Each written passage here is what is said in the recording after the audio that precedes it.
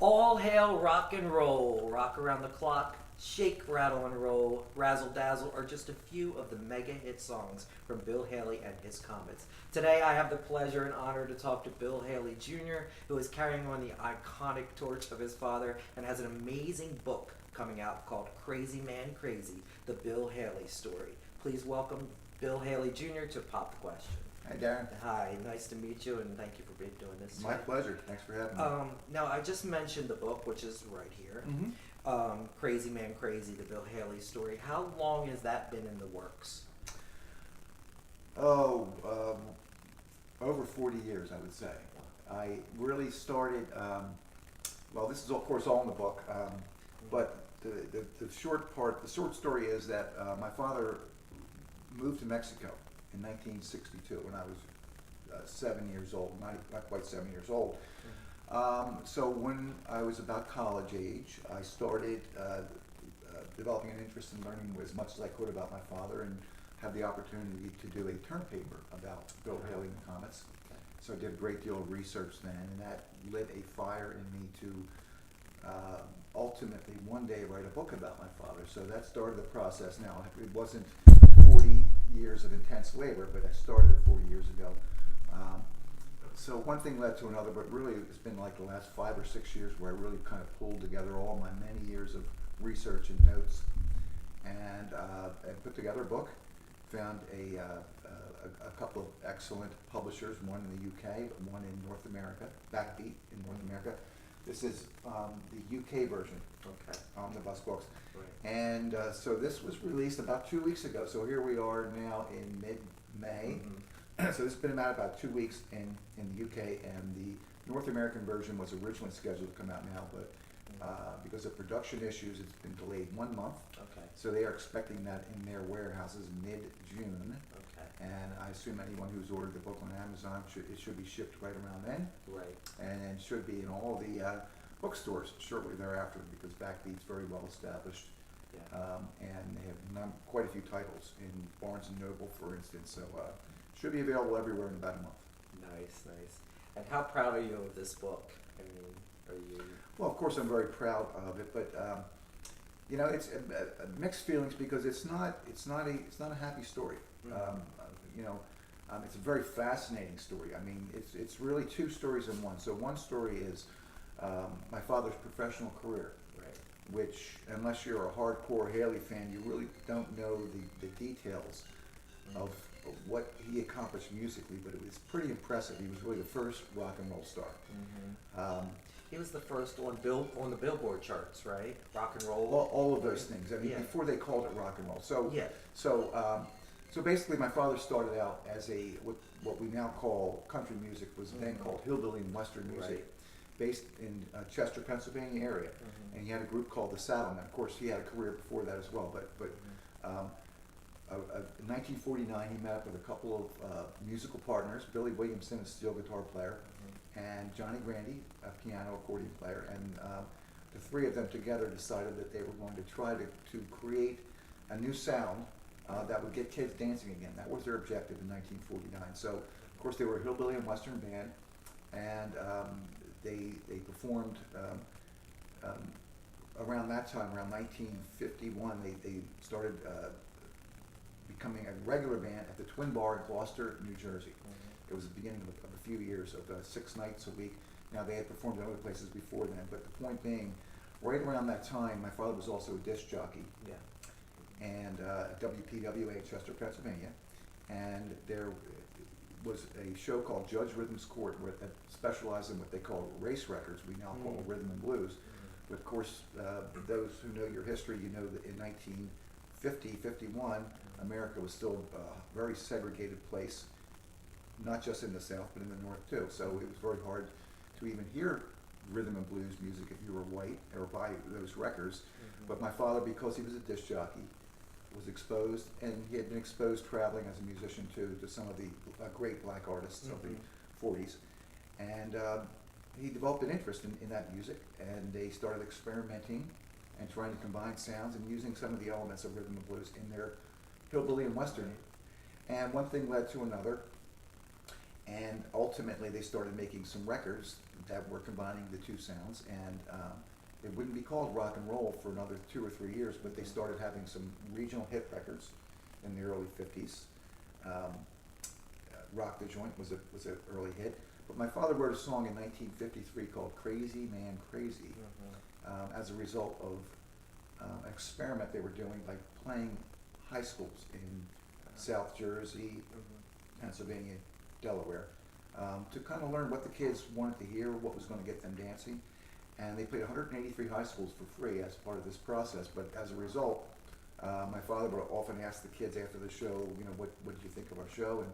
And he would listen to their lingo and their sayings, and he would write them down. And so he wrote a song called Crazy Man Crazy in March of 1953, recorded it, and it was released on a local Philadelphia label, Essex Records, but it became a national hit record. It was the first record of this genre that, once again, wouldn't be called rock and roll for a few years, but it reached number 11 on Cashbox, 13 Billboard. So it was a significant hit record, and it kind of shook up the musical world a little bit and got some of the major record labels interested in what they were doing. And as a result of that success, they were signed to a major record label, Decca Records, in 1954, and started producing some records that became mega hits, like Shake, Rattle, and Roll, and a little song called Rock Around the Clock. That there's a whole story behind that song. It was a gold record of it, right? That was originally the B-side of the record. It's called 13 Women and Only One Man in Town. And it didn't become a hit until a year after it was recorded, when it ended up, and there's another story behind that if you want to go into it at some point. But it ended up on the soundtrack of a movie about juvenile delinquency called Blackboard Jungle. And as a result of that, it climbed the charts, and by July of 1955 became the first #1 record in rock and roll. Once again, still not quite called rock and roll yet. If you look at the label of the original record, they called it a foxtrot with vocal chorus. They didn't know what to call rock and roll yet. So that brings us up to about mid-1955, and right around that time, probably a little later that year, a youngster by the name of Elvis Presley started coming out of the South, and actually Colonel Tom Parker, who would go on to manage Elvis, was considering buying out his contract, and asked my father through my father's manager, Lord Jim Ferguson, who was a friend of Colonel Tom Parker's, to take Elvis out on the road with them for a little bit. So in October of '55, they were touring. They were in Texas and Oklahoma, that area. So they took Elvis out for a couple of weeks on the road with them, and of course, by January of '56, Elvis had his first #1 hit, and from that point forward, not only Elvis, but a whole string of young, just very appealing to youngsters, rock and roll artists would come up, and rock and roll would be born. It would take off. So my father kind of predated all of those. In some ways, he was the last big band and the first rock and roll band.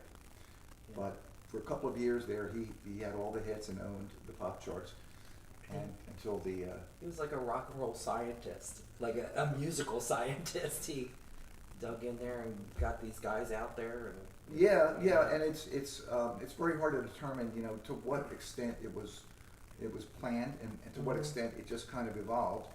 It's a combination of both things, but there definitely was an intent among the partners. They were partners, Billy Williamson, Johnny Grady, my father, were partners in the band, and the fourth partner became their manager, Lord Jim Ferguson. But their goal was to come up with a sound that would combine existing forms, but would be a new sound that would get kids dancing again like they used to during the big band era. That was their goal, and they accomplished it. And the rest that happened was kind of out of their control. But they definitely, in some ways, defied the conventions of the time in terms of combining, black music and white music. It was forbidden. It was looked down upon. But it wasn't so much that they boldly stepped forward, but they just kind of they liked the music. It helped them do what they were trying to do, and they kind of ignored the taboos and pushed through it. So in many ways, they were on the vanguard, and as a result, my father really then became de facto the spokesman for the music. So when all the other Elvis and Little Richard and Chuck Berry and on all these great artists came out, and rock and roll took over American culture, the critics aimed their vitriol at my father because he was the most prominent proponent of the music and the first one to have hits. Yeah. So not only did he have to defend the music against the racists out there who opposed the race mixing, Yeah. but also the more conservative elements of society who feared juvenile delinquency. It's gonna set off this. Yeah, which is laughable today, but it was very serious back then. Yeah. So in many ways, my father bore the brunt of that criticism, and he paid a price for it. So a large part of the book. So that's one part of the book is about the incredible professional career and the evolution of the music, the hits, the heights that he reached, the tours, the influence he had. But the other part of the book is about my father's personal life, so it focuses a lot on the families. Yeah. And that part is the sad part. That's Yeah. the part that's not a happy story. Well, going back to the music, what do you think he would think today of today's music? What do you think? My father was always open-minded about everything. Now, sounds that way. Yeah. Now, there's no way I can speak for my father. Right. But you know, very very briefly, I don't know if my father would agree with this or not. But to my view, you know, what we have experienced as American popular music. By that I mean, you know, rock and roll. But before that, jazz, blues, country music. All of it originated in the 1890s in New Orleans, where you had this unique situation where you had a Creole class of blacks who were highly educated, played European classical instruments, and then you also had Congo Square, where you had the rhythms, and you had the Caribbean influences. Those three elements came together and created something that moved up the Mississippi River and spread throughout the United States and became blues, jazz, rock and roll, and many iterations and recombinations. And of course, rock and roll started in the mid-50s. My father on the vanguard. I wouldn't say he created it because it was creating itself, but he was one of the first, probably, to recognize the potential of combining rhythm and blues and country music and elements of jazz too. With his musicians he chose, guitar, saxophone, drums were all from jazz idioms. So anyway, very long answer to your question, but my point is, my view is that that spark that started in the 1890s has now basically played itself out. So what we're seeing in today's popular music is really nothing new. A lot of going back to earlier things, or reducing it to basically an electronic rhythm, you know, and urban poetry, rap. But I'm not sure it's palatable musically anymore, or would be to my father. All that being said, my father throughout his life always spoke very highly of other musicians, other forms of music. When in the pre-British invasion days of the early '60s, my father was a strong proponent of the new sounds coming out of England and encouraged that. So he was always supportive of all other musicians. So I doubt he would have a bad word to say about anything musically. Well, and he's huge in England. Yeah, I mean, he was huge there. He was huge. They did a tour in February and March of 1957 that was just epic in terms of its impact on their culture. It was akin to when the Beatles came to New York in 1964 and appeared on the Ed Sullivan Show. It had that kind of impact. They did a whirlwind 5 or 6 week tour of England after spending 2 or 3 weeks in Australia. So they really kind of exported rock and roll music around the globe in 1957. But in England in particular, his impact was enormous. And in my book, I talk about some of the UK British artists who were influenced by that 1957 tour, either directly or indirectly. For instance, Graham Nash was in the audience. He was 14 years old, and I've seen him in interviews say that he's lost homes, he's lost wives, but he's never lost the ticket stub that he carries around in his wallet of that show. It had that kind of impact.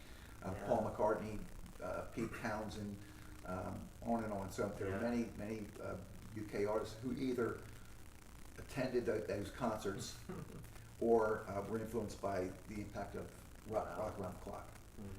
Because it was those formative years in their early teens, 13, 14 years old. And of course, they all became leaders of bands in the 60s that came back and very strongly influenced American culture. And they did well. They did okay. Yeah, it worked out. Yeah. Your dad was inducted into the Hall of Fame in 1987, correct? Now, does the Hall of Fame have any of his personal items or anything like that? It didn't until recently. I visited the Rock and Roll Hall of Fame in, gosh, I can't remember the year, maybe 2014, when the original Comets were inducted. Okay, so when my father was inducted, he was inducted as an individual. Right. His band wasn't. So his band was inducted in 2014, and so I was there for that ceremony, but I visited the actual museum, and at that time they had Danny Segron's guitar. Danny Segron was the guitar player in Rock Around the Clock. He was never a Comet, but his guitar was It's there, on the track. and there was maybe some attire, the jackets. Now, within the past year, one of my father's guitars was lent to the Rock and Roll Hall of Fame by my father's third family, who controls my father's estate. So they had one of his guitars, the Gibson Super 400. So that is now in the Rock and Roll Hall of Fame. But the Rock and Roll Hall is basically artifacts that were donated. So there wasn't a whole lot donated until recently on my father's behalf. Now, prior to the interview, I asked for fan questions. So I have a few fan questions out there. Nancy S. wants to know, was writing the book Crazy Man Crazy, the Bill Hale story, was it therapeutic for you? Yeah, I would say cathartic, actually. I mean, and that's, you asked me earlier about, how long it took. And I explained that really started out of my own curiosity to learn as much as I could about my father. So that process continued up until the present day. I'm actually still learning and developing relationships with people and other projects. So, without getting too heavy into that personal stuff, there's a lot of baggage that comes with being the offspring of somebody famous and having their name. And then when the circumstances of your life are not optimal, my father basically abandoned our family, became a chronic alcoholic, which really inhibited my ability to develop a meaningful relationship with my father. So all these things were very difficult for me, and there's been psychological issues that go along with it that you have to deal with. So this process of writing the book was therapeutic in the sense that it helped me fill in some blanks, answer some questions, gain a greater understanding of the circumstances under which my father did the things he did, and so to say that it's everything is peachy keen and roses now would not be accurate, because there's still some lingering feelings of disappointment with the way things worked out with our family. But writing the book has helped me to come to terms with a lot of that and develop a greater understanding, certainly more empathy for my father. And as I address this in the book, particularly in the final chapters, my own personal journey and feelings. There was a time in my life when I was much younger where I saw myself as kind of a victim. And so writing this book has helped me, of course, to move beyond that. I no longer see myself as a victim. We all have different circumstances in life. And so I have greater empathy and understanding for my father, and in that sense, I would say it's been very therapeutic. Sure. Now, Joe S. says, are there any musical rarities out there from your dad that have never been released that you know of? Well, there are some recordings that he did that were never released as records. There are a couple, but they're all out there. They're, you can't buy them in record stores, but they're, people, especially with social media, people share things. Yeah. So my father made a couple of demo Records. Not records. They're probably real recordings. I'm not sure. I'm trying to think of what technology they had back then. But he had a song called "Football Rock and Roll," which he sent to Milt Gabler, which was never used. But that recording, just my father on acoustic guitar. Oh, wow. He did a song called "Every 5-Year-Olds Can Rock and Roll." So they're floating out there on tape. And there were a couple of recordings my father made in the 1960s when in Arizona with a band called Superfine Dandelion and another with a mariachi band. They were never Jealous Heart, that one was called. So they were never released. They're out there. So there's a couple of rarities. if you look hard enough, you might find They're, them out they're there. out there, kind of. and some of the very early rare stuff Mhm. has been re-released. Roller Coaster Records in Australia released some of these Cowboy Records recordings that were never released back in the late 40s when they were recorded in the early 50s. But it's all out there now. So with the exception of those 4 records that were never actually released, everything is out there and available, if not readily available. Now you have your own band now, right? I do. Right here, Bill Haley Yes. Jr. and the Comets. Yes, yes. And you tour around and everything. How can people look you up and find you? Well, we're very easy to find. So, Bill Haley Jr. Jr.com is our website, and we will put our appearances on there and some other information, photos, and blogging that we don't really keep up with, but many reviews of our performances. But you can find us on the website. We also have a Facebook page, so it's Bill Haley Jr. and the Comets. So we're pretty easy to find. You Google us or you go to Facebook and just type in Bill Haley Jr. We'll come up. And you have a gig tonight and We some do other stuff coming up also? We do have a gig tonight where for any of our fans or just fans of 50s music in the Pottstown, Pennsylvania area. There's a show tonight. It's at the Davenport Theater at Pottstown High School, and I'll give you the address of that. That's 750 North Washington Street in Pottstown, Pennsylvania. And this is normally our shows, we go out and we're the headliner. We're usually the only act. We do a 90-minute rock and roll history show where we perform 90 minutes worth of music. We tell stories in between the songs. We have a PowerPoint presentation of photographs that runs on the stage. That's our normal show. In this case, we're going to be appearing with 7 other acts, and so we'll be doing 25 minutes. Okay. And it'll be slam bam, just hit after hit for 25 minutes. So anyway, we'll be appearing with the Knockouts, Vito Picone and the Elegants, the Fireflies, the Vogues, the Chiclets, the Capris, and Bobby Brooks Wilson, who is the son of Jackie Wilson. Oh, So he'll be there nice. tonight as well. So we are closing off there. the first set. Yes. Yeah. So that's tonight. Doors open at 5. Show starts at 6, and that should be a really fun show, packed full of entertainment. So we're looking forward to that.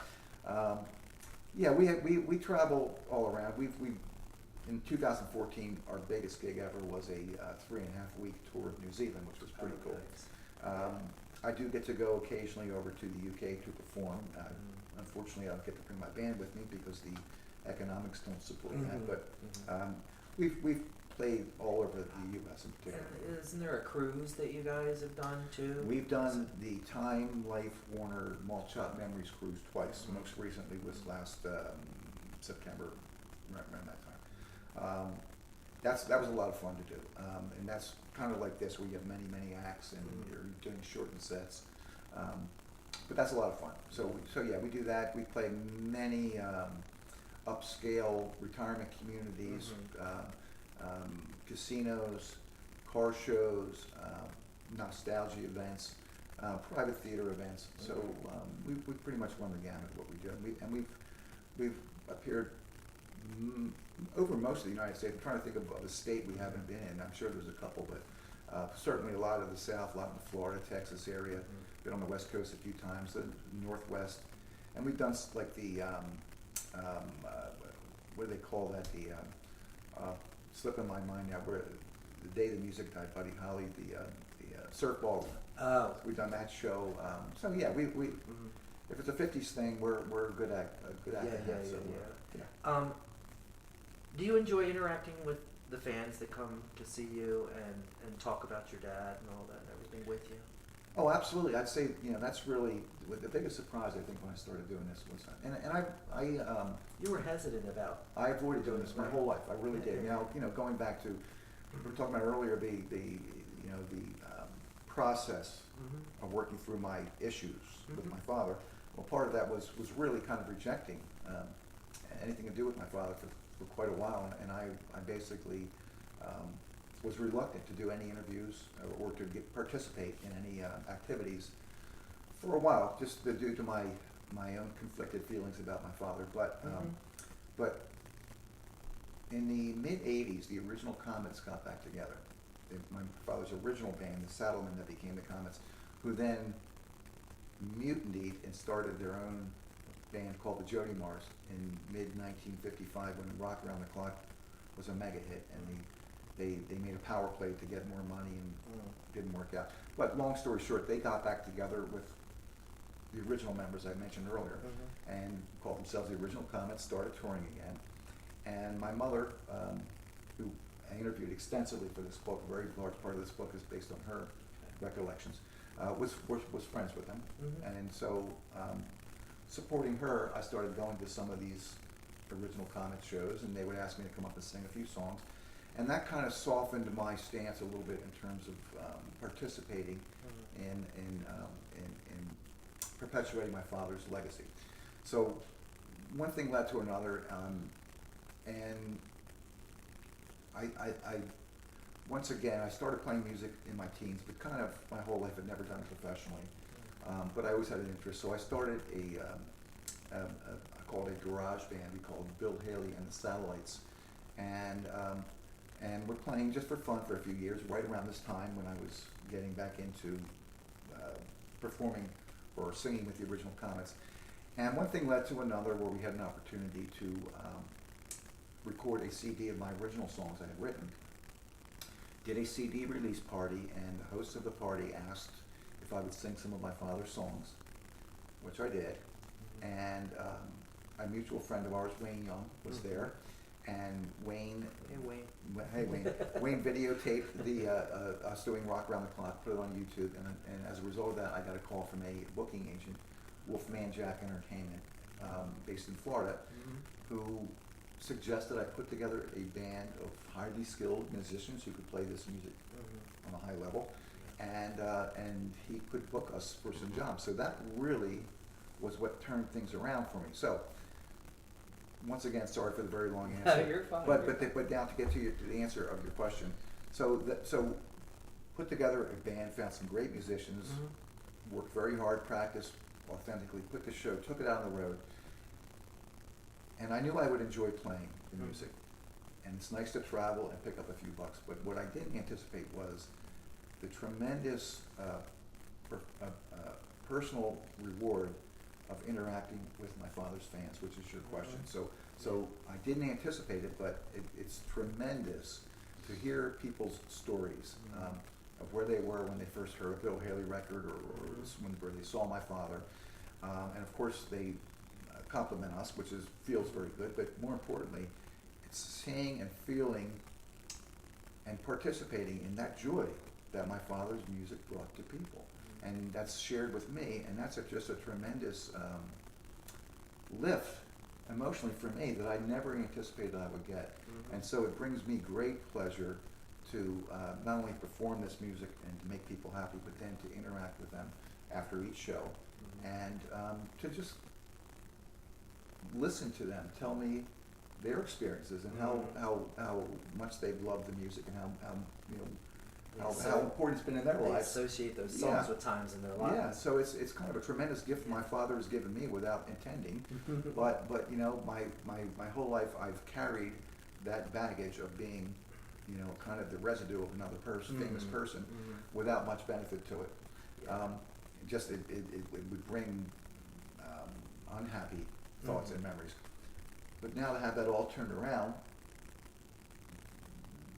unexpectedly into now, it really brings me a lot of joy to associate myself with my father's music, and to see how it's incredible, because my father's life, and those of you who read the book will see, my father was not a happy man, and it's ironic in a good way that he brought so much joy to so many millions of people.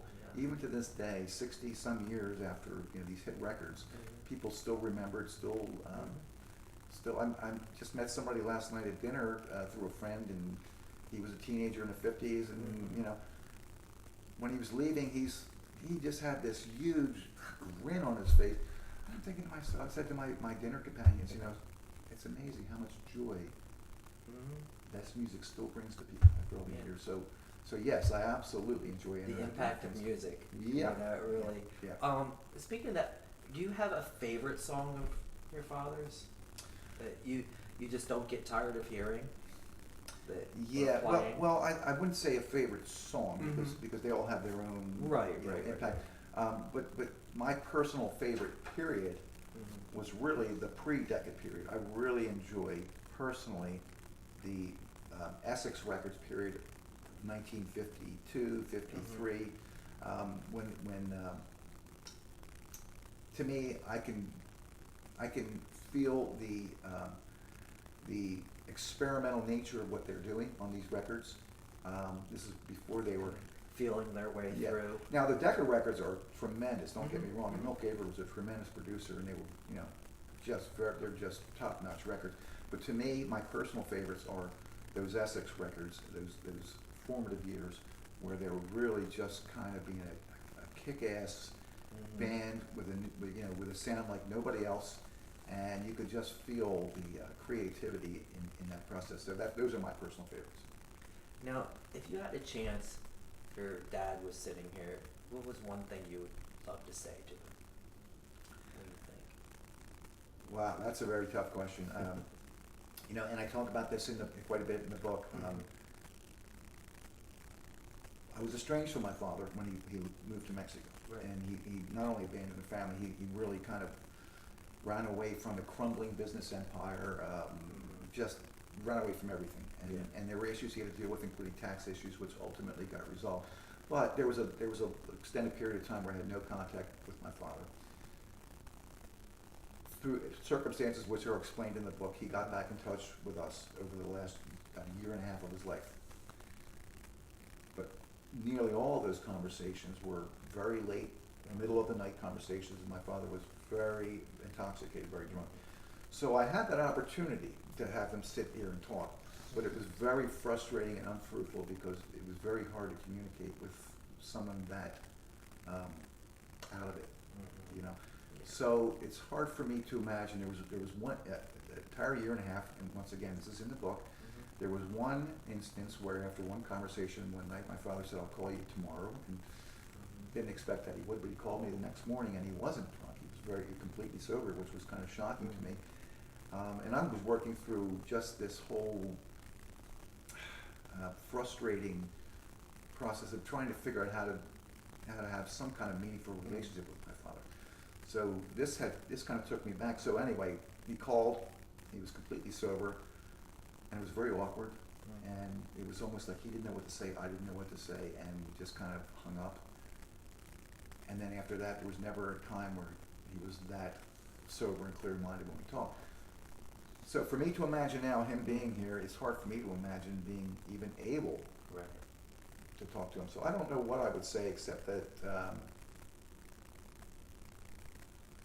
the obvious. I love you, I respect you, appreciate you, and there you go. There you go. What else can you say? Right. Yeah. Well, I have a game here on my show called Which One? Okay? And I'll give you two things. You have to pick one out of each one. Okay. Bill Haley Jr., are you ready to play Which One? I am. Rock Around the Clock or Shake, Rattle, and Roll? But you have to go with Rock Around the Clock. It's just an iconic record that it's hard to describe the impact that record has had and continues to have, and the life that it had. My father used to call it a little piece of gold that he carried around in his pocket because no matter what happened, how good or bad the show was, whenever he did that song, that was. And did that sell how many million?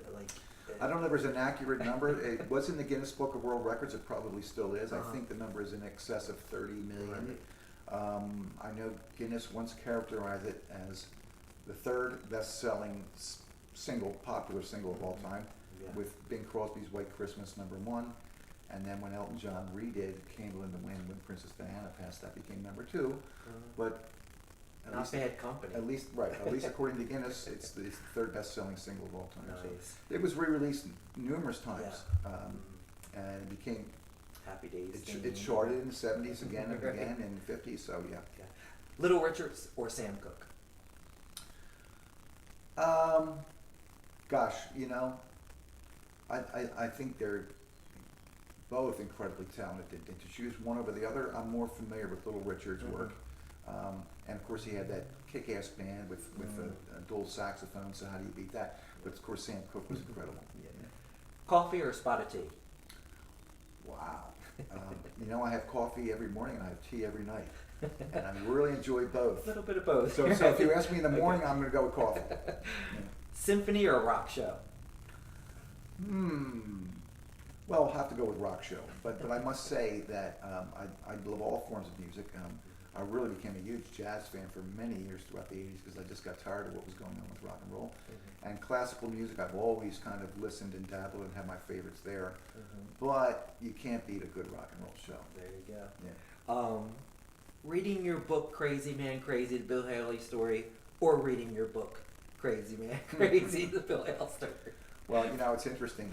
Of course, I've read it so many times, not only through the writing process, but through then the editing process. And sometime within the next couple of weeks, I'm going to have to read it again for an audiobook.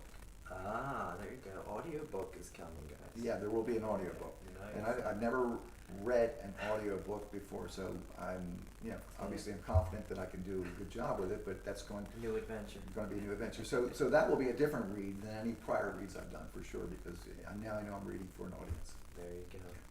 Well, Bill Haley Jr., it's been an honor and a privilege to sit here and talk to you on Pop the Question.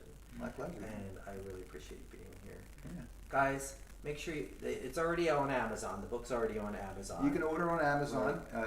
In the U.S., it will be on Backbeat Books. They're telling me now that it will be in their warehouses on June the 14th. So I imagine that Amazon orders will ship right around that time. And then I don't know if it takes a week or two to get the book into bookstores, but it should be available in all major bookstores.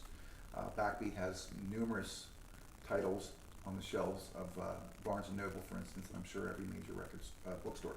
So go and get it. You know, go and get it, yeah. Right. It's an amazing book, guys. It's a must-read. If you want to know anything about rock and roll, here's basically the start of rock and roll, I said. But thank you once again, Bill, for being here. I'm Darren Frommel, and this is Pop the Question.